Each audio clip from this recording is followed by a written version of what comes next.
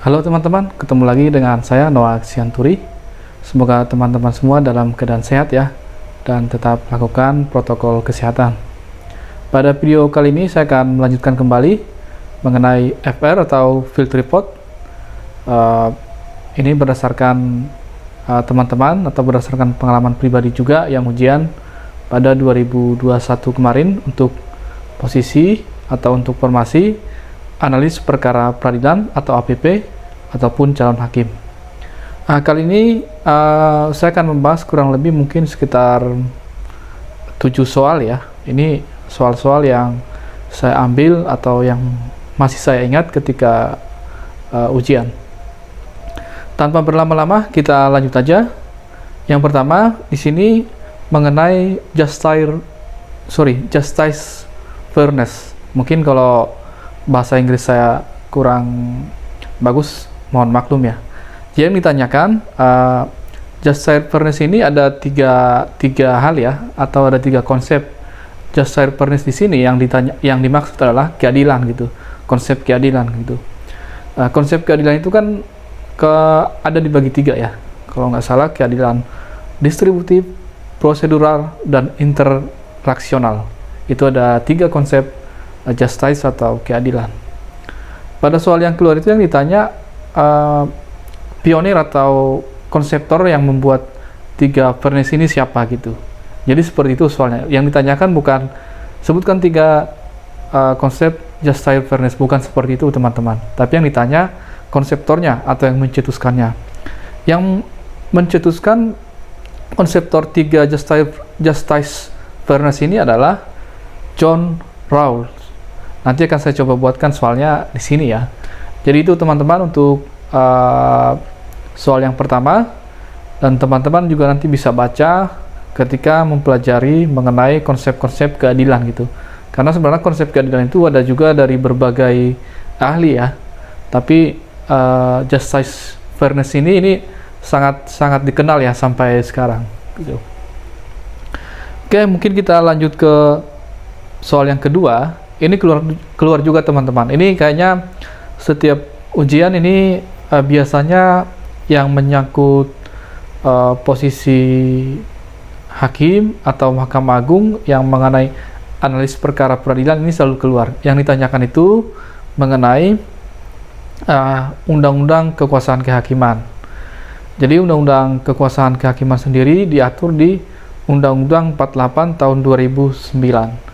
Teman-teman jangan kebalik ya, karena ada juga Undang-Undang 49 tahun 2009. Itu kalau tidak salah itu mengenai peradilan justru. Jadi 48 dan 49 jangan terbalik, karena mengenai peradilan dengan kekuasaan kehakiman itu berbeda ya. Kalau tidak salah Undang-Undang 49 tahun 2009 itu mengenai peradilan umum.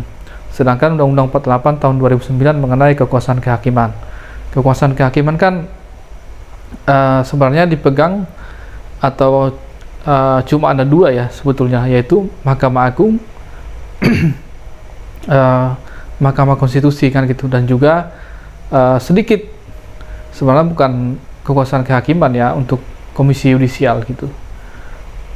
Itu sebagaimana juga diatur di Undang-Undang 24 ya, dan ini juga nanti akan keluar teman-teman. Oke, untuk yang nomor 3 ini keluar juga mengenai hubungan antara Mahkamah Konstitusi dan Presiden. Teman-teman coba bayangkan struktur dari sebuah atau struktur pemerintahan kita gitu. Jadi yang ditanyakan itu bagaimana hubungan antara Presiden dan juga Mahkamah Konstitusi. Nah, pilihannya sebenarnya sangat sederhana gitu. Jadi kita juga jangan jangan sampai terkecoh gitu. Jadi yang ditanyakan di situ hubungannya, misalnya disebutkan A, dalam proses pembuatan undang-undang, B, dalam proses pengujian undang-undang gitu, dan ada juga pilihan pemilihan hakim Mahkamah Konstitusi. Dari berbagai, nanti akan saya buatkan soalnya di sini. Dari berbagai pilihan soal, yang paling tepat itu adalah hubungan antara Presiden dengan Mahkamah Konstitusi adalah ketika pemilihan hakim konstitusi. Sebagaimana kita tahu bahwa hakim konstitusi itu ada 9 orang, yang mana 3 diajukan eksekutif yaitu presiden, 3 diajukan oleh DPR sebagai legislatif, dan 3 diajukan Mahkamah Agung sebagai pemegang kekuasaan kehakiman ya, atau yudikatif gitu. Jadi hubungannya dengan Mahkamah Konstitusi sebetulnya hanya di situ saja, hubungan secara secara struktural ya gitu. Itu keluar juga teman-teman ya. Jadi kita jangan sampai terkecoh dengan soal-soal yang sebetulnya tidak sulit tapi bisa mengecoh kita juga. Kemudian kita lanjut ke soal berikutnya. Ini juga ditanyakan juga hampir sama dengan soal sebelumnya. Yang ditanyakan itu hubungan antara Mahkamah Agung dengan Mahkamah Konstitusi. Sebetulnya sama saja gitu. Hubungannya hanya proses pengajuan hakim konstitusi, maaf. Karena seperti yang saya sampaikan sebelumnya, 3 hakim konstitusi itu diajukan oleh Mahkamah Agung gitu. Disitulah yang menjadi hubungan antara kedua lembaga ini gitu. Secara unit kerja sebetulnya tidak ada yang bersinggungan secara langsung karena masing-masing sudah ada tugasnya berbeda gitu. Sudah ada tupoksi masing-masing gitu. Jadi hubungan secara langsung itu tidak ada, hubungannya hanya di situ saja gitu. Untuk agar Mahkamah Konstitusi juga mungkin ya pembuat undang-undang dulu, kenapa seperti itu, 3 dicalonkan legislatif, 3 dicalonkan yudikatif, 3 dicalonkan eksekutif, mungkin biar komposisinya di sana seimbang ya gitu. Mungkin ada yang antara kepentingan dari pembuat undang-undang, pemerintah dan juga yudikatif jadi bercampur atau bisa seimbang di sana, meskipun sebetulnya hakim itu bebas dan mandiri ya, tidak dipengaruhi oleh atau tidak bisa dipengaruhi oleh siapapun gitu. Kemudian soal berikutnya ini juga mengenai Komisi Yudisial. Di sini yang ditanyakan, yang menetapkan Hakim Agung adalah siapa gitu. Ini terkesannya mudah tapi kita bisa terkecoh ya, karena pilihannya bisa aja nanti yang menetapkan Hakim Agung siapa gitu. Bisa aja dibuat pilihannya Komisi Yudisial, DPR, Presiden dan sebagainya. Perlu kita tahu bahwa sebetulnya Hakim Agung itu adalah seleksinya dilakukan oleh KY. Jadi KY ini bertugas menyeleksi gitu. Proper testnya nanti di DPR gitu. Yang menetapkannya Presiden gitu. Jadi jangan sampai nanti terkecoh ya. Jadi kalau sudah pertanyaannya kan yang menetapkan gitu. Siapa yang menetapkan Hakim Agung? Ya Presiden gitu. Karena nanti meskipun prosesnya melalui Komisi Yudisial, tapi bukan dia yang memilih, dia hanya mencari calon, nanti diajukan ke DPR untuk mendapatkan persetujuan, sudah disetujui, ditetapkan Presiden. Jadi seperti itu mekanismenya gitu. Jadi kalau ditanya siapa yang menetapkan, ya Presiden dengan persetujuan DPR. Kalau ditanya siapa yang mengajukan, yang mengajukan Komisi Yudisial gitu. Kalau ditanya siapa yang harus mendapatkan persetujuan dari lembaga mana, ya DPR. Seperti itu teman-teman. Jadi ini juga keluar pada soal APP tahun 2021. Oke, kita lanjut. Ini pertanyaan selanjutnya. Ini juga mengenai KY tadi. Ini ada singgungannya dengan pertanyaan sebelumnya. Di sini yang ditanyakan, yang mengusulkan Hakim Agung adalah, ya ini jawabannya baru KY. Betul, yang mengusulkan Hakim Agung adalah Komisi Yudisial.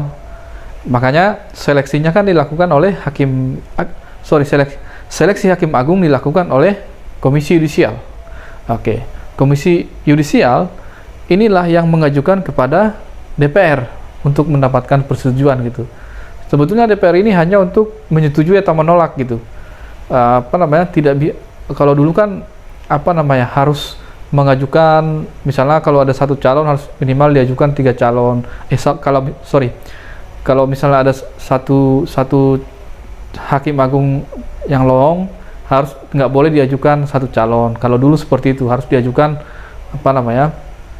uh, minimal 3 gitu. Jadi DPR bisa ambil itu di antara 3 itu, misalnya bisa aja dia memilih berdasarkan lobby-lobby tertentu gitu. Jadi kalau sekarang kalau misalnya satu yang kosong hakim agungnya kayaknya kan bisa mengirimkan 1 orang gitu. Jadi posisi DPR itu hanya menyetujui atau menolak, udah gitu. Jadi tidak ada lagi opsi untuk memilih gitu. Kalau dulu kan dia bisa memilih gitu. Makanya seringkali misalnya dulu semacam ada misalnya 3 orang yang dicalonkan, misalnya peringkat 1, 2, 3 gitu ya, dan harus dipilih 1.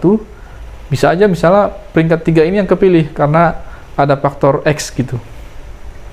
Jadi kalau untuk sekarang sudah berbeda, setahu saya. Kalau salah nanti teman-teman bisa koreksi. Tapi mengenai pemilihan ini sebenarnya bisa aja berubah nanti, karena ini berkaitan dengan undang-undangnya ya. Kalau undang-undangnya berubah, tentu nanti proses seleksinya juga akan berubah. Biar gimana pun, hakim itu bukan yang membuat undang-undang, tapi yang menjalankan undang-undang. Yang membuat adalah legislatif. Jadi seperti itu teman-teman. Oke, kemudian ini pada video kali ini menjadi soal terakhir yang ditanyakan, ruang lingkup peradilan agama gitu. Jadi kalau ditanya ruang lingkup peradilan agama, sebenarnya pengadilan agama itu sebetulnya hanya hukum perdata tertentu gitu. Jadi tidak semua hukum perdata itu pun hanya bagi orang-orang atau teman-teman yang beragama Islam gitu. Selain itu tidak menjadi kewenangan dari peradilan agama gitu. Cuma ada tambahan sekarang yang menjadi kewenangan peradilan agama itu ditambahin dengan mengenai ekonomi syariah, itu juga menjadi wewenang peradilan agama gitu. Itu aja yang menjadi untuk kewenangan peradilan agama. Jadi kalau kayak hukum pidana, hukum korupsi dan sebagainya, itu bukan menjadi kewenangan peradilan agama gitu. Meskipun ada kekhususan ya, khusus di Nagro Aceh Darussalam atau Aceh, di sana ada mahkamah syariah. Itu pengkhususan, itu juga hanya di Aceh saja yang berbeda ya. Di sana namanya bukan peradilan agama dan bukan peradilan negeri, tapi ada mahkamah syariah gitu. Itu khusus untuk Aceh. Mungkin itu aja teman-teman pada video kali ini yang bisa saya sampaikan. Semoga nanti saya masih bisa mengingat-ingat soal-soal yang keluar, dan akan saya sampaikan juga ke teman-teman sebagai bahan sharing, sebagai bahan diskusi. Dan saya juga mengharapkan feedback dari teman-teman apabila dalam penyampaian video ini ada yang salah atau kurang tepat. Mari kita saling koreksi. Akhir kata, dukung terus channel ini dengan cara like dan subscribe. Terima kasih.